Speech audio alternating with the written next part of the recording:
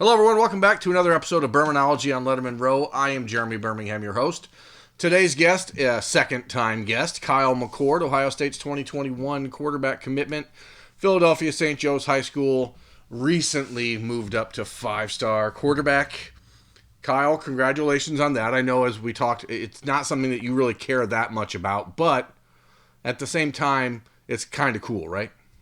Yeah, for sure. Just be recognized as a five star. It's pretty neat.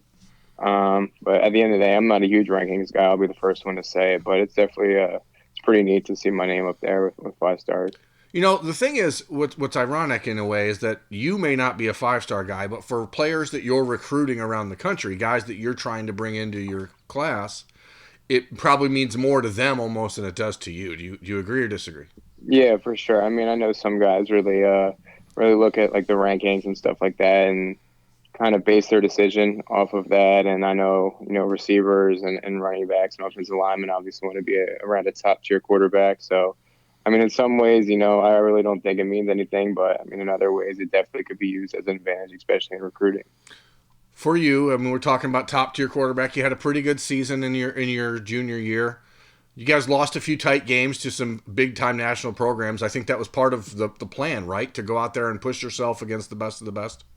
Yeah, for sure. I mean, our goal every year is to try and win the national championship for high school football. And in order to do that, you got to play the best team. So, I mean, we opened up with three really tough out of conference games, and we lost to Marietta in the last seconds. And then we beat St. John's from DC. That was a huge win for us. And then the next week, we only lost to IMG by 6. We fought all game. But, it was definitely the plan to go out there and play those teams tough, and that's exactly what we did. Kyle, what do you learn about you in those games? I mean, again, you knew you were already committed to Ohio State when the season started.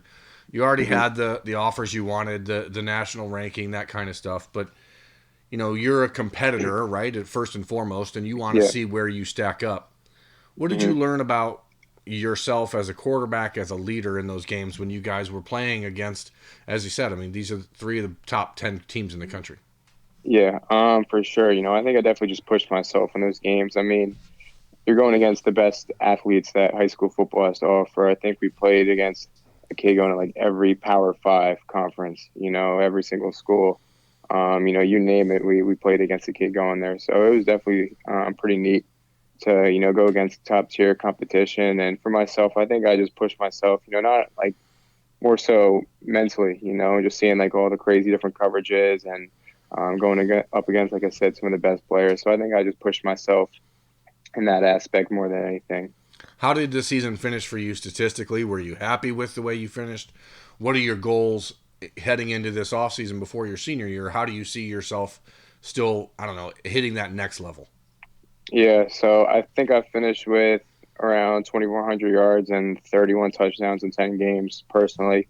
And obviously, everyone's goal is to get to 10,000 yards and 100 touchdowns, whatever that number is. I don't really have, a set goal that I want to get to, but statistically, it was a pretty good year. But for sure, I mean, just trying to build off of that going into my senior season, and more so, the thing that hurt me the most was those two losses early on in the year. So going into the senior season, hopefully can eliminate the losses and finish out my high school career undefeated. You went and you participated in the Under Armour Future 50 or whatever that is. I don't know all the titles for all those things, but Yeah. again, that's another opportunity for you not just to go and compete, which I know you want to do and love to do, but an opportunity for you to see how you stack up against the guys who national recruiting analysts and college coaches are viewing as the best of the best in the country. You went into that. You were a little dinged up. I know that you were dealing with a little knee issue that is fine and clear, and you're 100%. But how did that experience shape you as you head into this next few months of spring? Are you going to do Elite 11, that kind of stuff? I mean, how does that catapult you going forward? Yeah, I mean, it was a great camp. It was a great opportunity for me to stack up against some of the best quarterbacks in the nation there, as well as recruit for Ohio State. There was a bunch of guys there that we were really going after at every position, and it was a great chance to kind of get everybody in one spot. And I know me and Marvin were doing some recruiting, just trying to talk to guys and see where their head was at. But for sure, I think this year I'll definitely do the Elite 11, and hopefully get invited to the finals in Texas.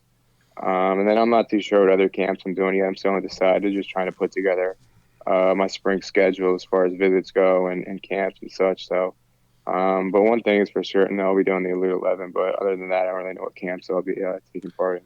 Now, you say spring visits for Ohio State fans out there who ears perked up. What does he mean, Yeah. visits? Obviously, you mean visiting Ohio State. You're expected to come in March with your coach, correct? Oh yeah. And then back for the spring game with your family.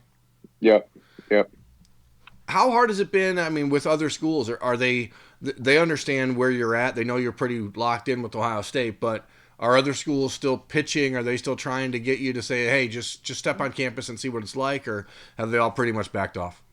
I'd say it's about half and half. I mean, there's definitely still some schools who are trying to get in touch, but I think a lot of them know where I stand with Ohio State. I'm 100% locked in, and I'm not planning, and I really doubt that I'll take any other visits other than Ohio State. I'm firmly locked in, and I committed back in April, and I'm gonna stand firm on that, and I'm not going to waver, and go out and try to see what other schools have to offer. Because honestly, on my first visit to Ohio State, that's really all I had to see, and then just building off of that, I think it's the best program in the nation for not only myself, but just in general. That's been almost a year now since that first visit happened. I think it happened at the end of February last year. 3 months later, you're committed. We haven't spoken to you on this show since then. What is it that's really changed in your life in that amount of time? I mean, has all this sort of attention, the attention goes up, but the pressure kind of goes down, right? Because you know what you're doing.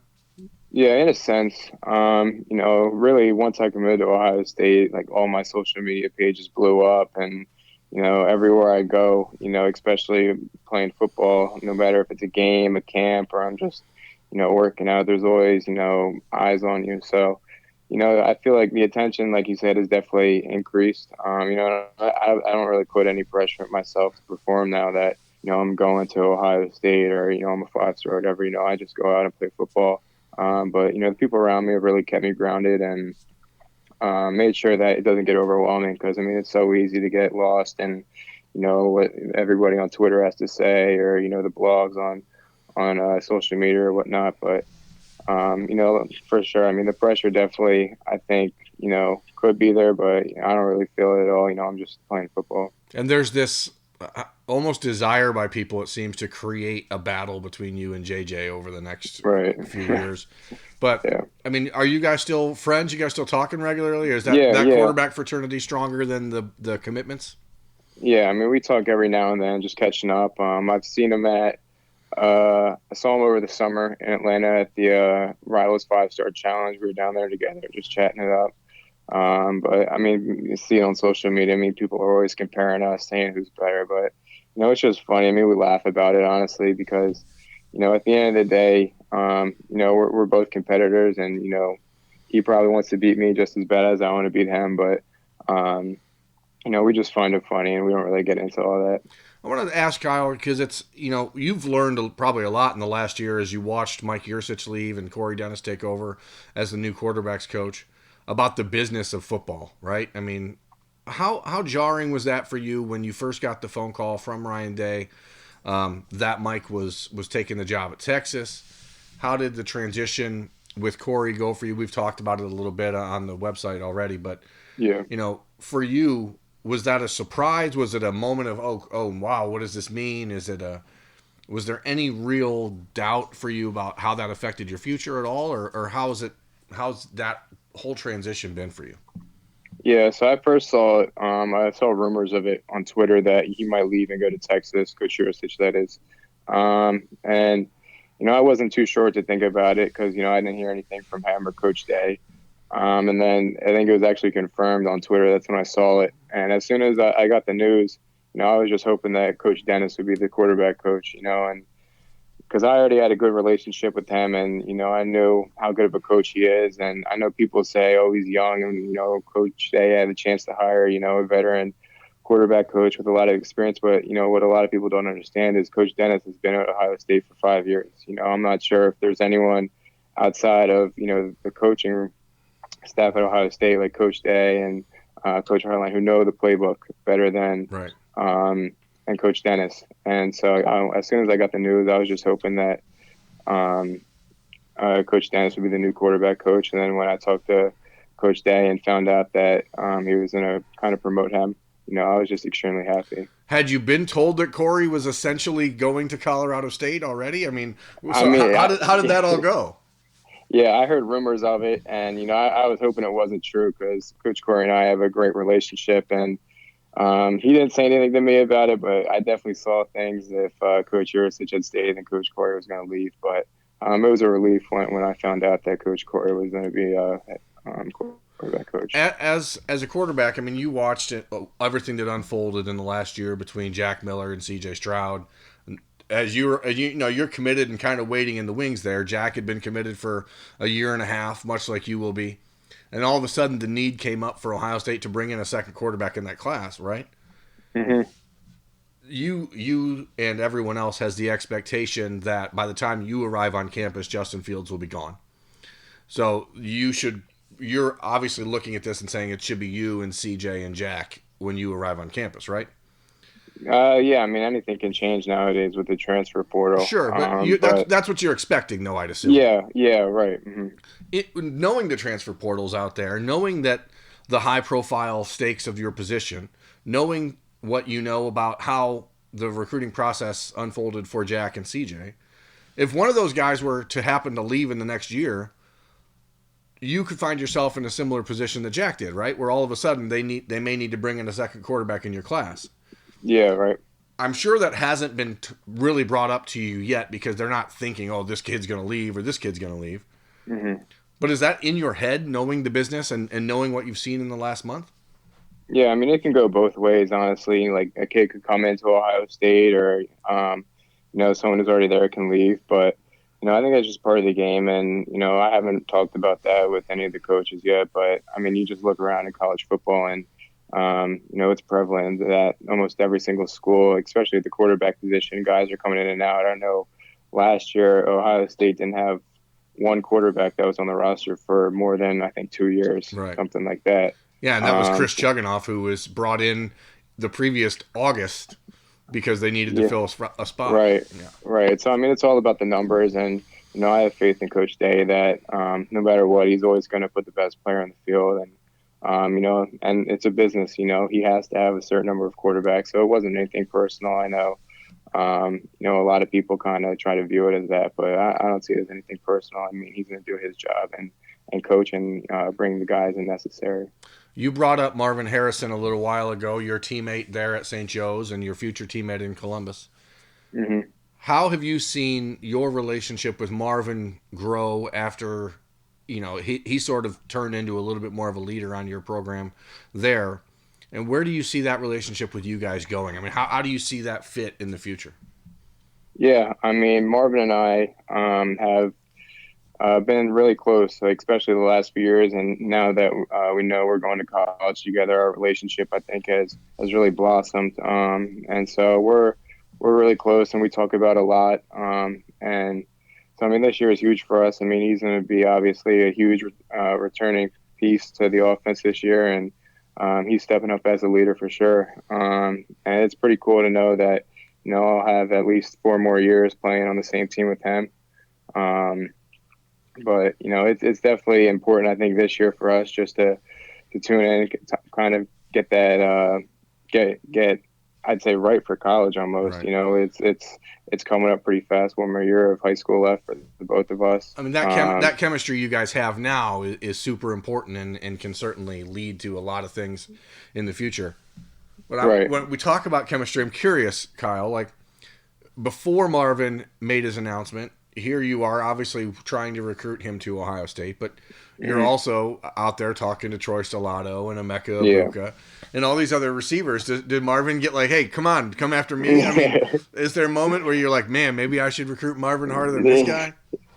I mean, as soon as I committed to Ohio State, I mean, even before we were talking about playing on the same team, and then once I committed, I didn't even have to say anything. I mean, he knew how bad I wanted to play with them and how bad, I wanted him to commit to Ohio State. So I mean, it was really, I didn't have to say anything too much, and I didn't have to push him anyway. But when he committed, it was definitely a little bit of relief knowing that I can finally start to move on and recruit other guys. But, because I mean, it's hard not to take that personal, right? If you're standing in the room with him and then you're telling Emeka Ibuka or Troy Stellato, hey, I want you to be my receiver, is he not going to be upset about that? But you knew from the beginning. I mean, you guys made that first visit last February, and Marvin was the one closer to committing at that time than you were. Yeah, right. So. Yeah, he loved it up there, so it was a good deal.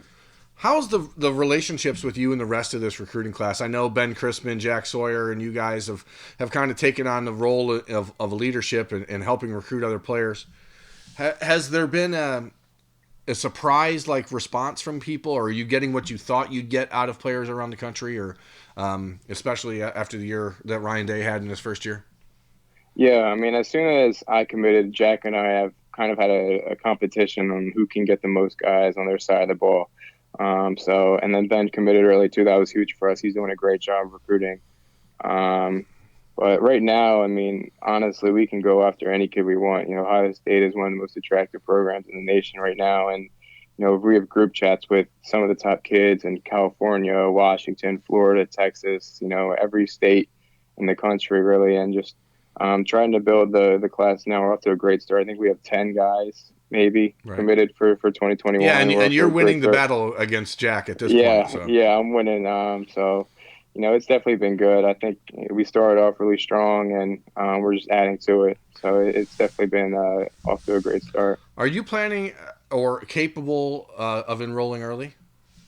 It's still in the works. I'm trying to, but it's not finalized yet. So a lot of the private high schools around the country don't really allow that, so I'm sure there's some wiggle room or things you got to work out there. But what's the plan? So you're back at Ohio State in March for a spring visit, as we said, and then the spring game in April. Official visit for you June 12th weekend like everyone else? Is that the plan? Yeah, I talked to Coach Dennis about it, and I still have to talk to my family about it. But if I did guess, I'd probably say the official will be in June. And from there, it's just put everything away, put recruiting away, change the phone number, turn into the senior season and get ready for college. Yeah. Has it been is it hitting you yet of how fast this is all going? I mean, you have a year left until you're on campus in Columbus probably. Yeah. It's definitely a little bit surreal knowing, next year, really, I got one more high school football season left and one more year of high school left, honestly, before I get out there. So, I mean, it's definitely pretty cool to think about. But, I'm just trying to take it day by day and just, enjoy the moment. Last thing before I let you get out of here, Kyle. Your high school, we talked about it before, was Ohio State was sort of persona non grata in that building. Yeah. Are they welcome there now? They're more than welcome. They're more than welcome here now. So, I mean, are there other kids in your high school in Philadelphia area that you're trying to open the door for with the Buckeyes? I know that Tysheem Johnson's one. Yeah. So, how do you and Marvin feel like that you guys have made this happen? It's pretty cool. Generally Philadelphia isn't known for producing big time high school football players. So it's definitely pretty cool to just be, a top player, especially in the city. And, there's a lot of great talent in the city. And, there's a bunch of different schools. And I think a few guys in the city have Ohio State offers. So we talk about it, like how cool it would be to, all stay together from the same city and go to college together and how cool that would be. But it's definitely been a pretty neat experience. It's somewhat ironic, of course, I'm sure for you that in Pennsylvania now, you're more persona non grata than the Buckeyes are in your high school. Yeah, so. Right. All right, man. Well, thanks for stopping, taking some time out of your day here and chatting with us for Bermanology on Lettermen Row. I'm Jeremy Birmingham. That's Kyle McCord, Ohio State's 2021 5-star quarterback commitment. We will talk to you folks again soon. Thanks for watching. Thanks for watching. Subscribe below to get the latest videos from Lettermen Row. We got Letterman Live, we've got the practice report, we got rapid reaction. Hey, and we got Buck IQ with Zach Bourne. For sure. We got recruiting breakdowns with Berm. We got whatever you need. Ohio State football and Ohio State athletics, we've got you covered here at Lettermen Row.